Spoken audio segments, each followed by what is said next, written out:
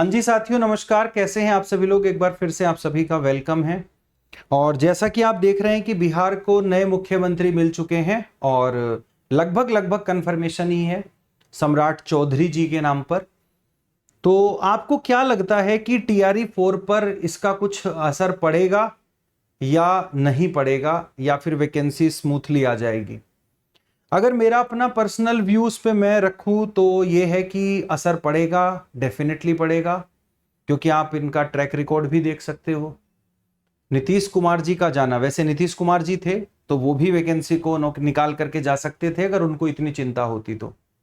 उन्होंने वैकेंसी नहीं निकाली है, मतलब वैकेंसी का उनकी सरकार में उन्होंने नहीं निकाली, मतलब उनकी सरकार में वैकेंसी नहीं निकली। तो अब वैकेंसी पता नहीं कितनी लंबी, क्योंकि डेट की बात है कि डेट तो सितंबर की है। अब डेट को जब लगने में टाइम नहीं लगा तो डेट को हटने में कितना टाइम लगेगा?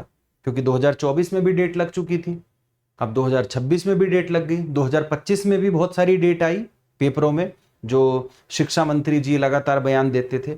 अब पूरी की पूरी सरकार नहीं बनेगी, उसके बाद डिसीजन लिए जाएंगे, उसके बाद देखो। अब बीपीएससी को अगर अधियाचन जा चुका है, सारी चीजें पूरी हो चुकी हैं, तो बीपीएससी निकाल भी सकता है इस बीच में। बट मुझे यह समझ नहीं आ रहा कि जब अधियाचन बीपीएससी पे जा चुका था, जब सारी चीजें बीपीएससी पे पहुंच चुकी थी, तो फिर भर्ती रुक क्यों रही है? भर्ती क्यों नहीं निकाली? अब तो ऐसा भी नहीं कह सकते कि सीटेट वालों का इंतजार कर रहे थे कि जो इस बार सीटेट पास करेंगे चलो वो भी एलिजिबल हो जाएंगे। सीटेट का रिजल्ट भी आ गया। तो ये भर्ती कहां अटक रही है? सरकार क्यों इस भर्ती को नहीं निकालना चाह रही है? इसके पीछे वजह क्या है? हमारे पता नहीं कितने बच्चे हैं जो लगातार परेशान हो रहे हैं। धरना दिया उन लोगों ने, और धरने में क्या मिलता है? उल्टी लाठी खानी पड़ती है बच्चों को। तो भाई टीआरई 4 पे असर तो पूरा पूरा असर पड़ेगा, क्योंकि सब लोग अपने करने खाने में लगे पड़े हैं। वो उधर मुख्यमंत्री बन गए हैं, उनको लग रहा है कि अब चलो मैं बन गया, सब कुछ हो जाएंगी, ठीक हो जाएंगी चीजें उनके लिए। लेकिन बच्चों का कोई नहीं सोच रहा है। तो यहां पर थोड़ा सा अगर मैं यहाँ पे बात करूं आप सभी लोगों से, तो भाई लगातार आवाज उठाओ अपनी अपनी आवाज को। लेकिन अब आंदोलन करके भी क्या ही मिलता है? सरकार भगा देती है, लाठी डंडे दिखाती है। लेकिन हमें कहीं ना कहीं लड़ना है, लगे रहना है। और ये आंदोलन छात्रों का ही रहे तो ज्यादा अच्छा है, कि वरना इसमें बहुत सारे लोग अपने अपने यूट्यूब को चमकाने आ जाते हैं। तो वो चीजें ना हो तो बेहतर है। बच्चों अपनी आवाज लगातार उठाते रहो। भर्ती डेफिनेटली, मतलब मैं अगर बोलूं, मुझे अच्छे संकेत नहीं लग रहे हैं। क्योंकि आप और भी कुछ नहीं, आप ट्रैक रिकॉर्ड देखो ना। आप जब गठबंधन की सरकार बिहार में नहीं थी, तो तब उससे पहले टीआरई 1, 2, 3 टाइम पर आए। गठबंधन की सरकार के बाद में टीआरई 4 जो 2024 में कायदे से आना था, वो अब तक नहीं आया। चलो दूसरे राज्य का एग्जाम्पल समझ लो। यूपी में शिक्षक भर्ती 2022 में आई थी, टीजीटी पीजीटी, उसका पेपर अब तक नहीं हुआ है। डेट लगी है मई जून की, पता नहीं होगा नहीं होगा। क्यों? क्योंकि वो डेट लगा के कोई खबर भी नहीं देते। यूपी में तो ये हाल है। दो बार ये डेट कम से कम 5 बार आ चुकी है पहले यूपी में, और वो लगा देते हैं डेट, हटाने की खबर भी नहीं देते। बस उस दिन पेपर नहीं होता, एडमिट कार्ड नहीं आता।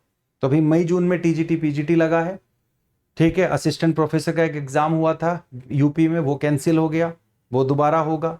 तो यूपी में तो ये हाल है, ठीक है। दूसरी चीज अगर मैं यहाँ पे बात करूँ तो बिहार में टीआरई 4 कब आएगा कब नहीं आएगा? 5 की भी तैयारी कर रहे हैं कुछ बच्चे, कुछ 5 की तैयारी भी करवा रहे हैं। तो पहले टीआरई 4 आ जाए, फिर 5 को 5 में देखेंगे। लेकिन अभी के लिए जरूरी है टीआरई 4 आना। इस साल आना बहुत ज्यादा जरूरी है, वरना लाखों अभ्यर्थियों का जो करियर है वो खत्म हो रहा है। एज निकल रही है और बाद में कह देते हैं नहीं जी एज तो बहुत है। अरे कैसे बहुत है? 4-4, 3-3 साल तुम वैकेंसी नहीं निकाल रहे। जो आदमी 35 साल का है और वो इस चीज में बैठा हुआ है कि मैं भर्ती इस बार दूंगा, 2 साल निकल गए, उसकी एज निकल गई, फिर वो क्या करेगा? कुछ भी नहीं करेगा। बेचारे अपनी जॉब छोड़ करके बैठे हुए हैं बहुत सारे लोग। तो ये सब चीजें जो हैं हो रही हैं, घट रही हैं। और जनता ने वोट दिया भाई, देखो कितनी सीटें लाई थी इस बार, और सोचा था कि सीट आते ही वैकेंसी निकाल देंगे। तो नीतीश कुमार जी को निकालनी होती वो निकाल के जाते, लेकिन उन्होंने तो नहीं। उन्होंने तो बस उस टाइम पे जो है काम बोल दिया था, जी मैं निकाल दूंगा। 3-4 बयान आए थे ना नीतीश कुमार जी के भी। तो बताओ किस पे विश्वास किया जाए, क्या विश्वास करें? तो टीआरई 4 पे मुझे तो ऐसा लगता है पूरा असर होगा। और फिर एक बात और बताऊं मैं आपको, इस बीच आप अपनी पढ़ाई मत छोड़ना। क्योंकि अगर आप इस बीच अपनी पढ़ाई छोड़ दी ना, तो पता है क्या होगा, जैसे टीआरई 2 हुआ था, ध्यान करो, 1 महीने में सब कुछ, 15 दिन में फॉर्म भरवा दिया, 15 दिन में पेपर, तैयारी का मौका नहीं मिलेगा। तो तैयारी तो छोड़नी नहीं है अपनी बिल्कुल भी, ठीक है, तैयारी तो करना है, साथ के साथ पढ़ते भी चलो, कभी पता लगे कि भर्ती एकदम इन्होंने सारा कुछ कर दिया। तो इसीलिए मैं कह रहा हूं कि पढ़ाई तो पढ़ते ही चलो, लेकिन इसके लिए भी आवाज उठानी जरूरी है। और क्या क्या, और मैंने कहा है कि अब मैं रोज वीडियो बनाऊंगा, कुछ ना कुछ जो है जरूर बोलूंगा, ठीक है ना, आऊंगा तुम्हारे साथ खड़ा हूं, सारी चीजें हैं, पढ़ा रहा हूं मैं 2-2.5 साल से लगातार मैं टीआरई 4 की क्लास ले रहा हूं।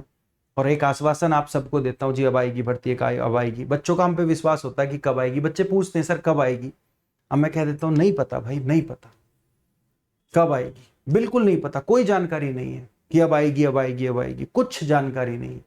सारी चीजें बीपीएससी के पास अगर पहुंच चुकी हैं तो भर्ती क्यों नहीं आ रही है। तो ये सब चीजें हैं, तो थोड़ा सा जो है इस पर अब आवाज को बुलंद करना होगा, तरीके ढूंढते हैं। मैंने पिछली वीडियो में भी कहा था, इसमें भी कह रहा हूं, तरीके बताओ क्या हो सकते हैं जिससे अब नई सरकार पे दबाव बनाया जाए। 10 दिन तो ये अभी अपने सम्मान समारोह में बिजी रहेंगे, कोई शपथ ग्रहण होगा, कुछ होगा, तो ये सब चीजें चलती रहेंगी, विद्यार्थी लगातार परेशान है। तो साथियों कमेंट बॉक्स करो, सजेशन बताओ क्या कर सकते हैं, कुछ करेंगे, कुछ ना कुछ तो करेंगे, ऐसे बैठना तो नहीं है, ठीक है। तो ये सारी चीजें हैं, मिलते हैं फिर अपनी क्लास में, और क्लास को कंटिन्यू रखो, 4 बजे यूट्यूब पे डेली आपको पढ़ा ही रहा हूं मैं, तो उस क्लास को जरूर देखते रहिएगा। जय हिंद, जय भारत।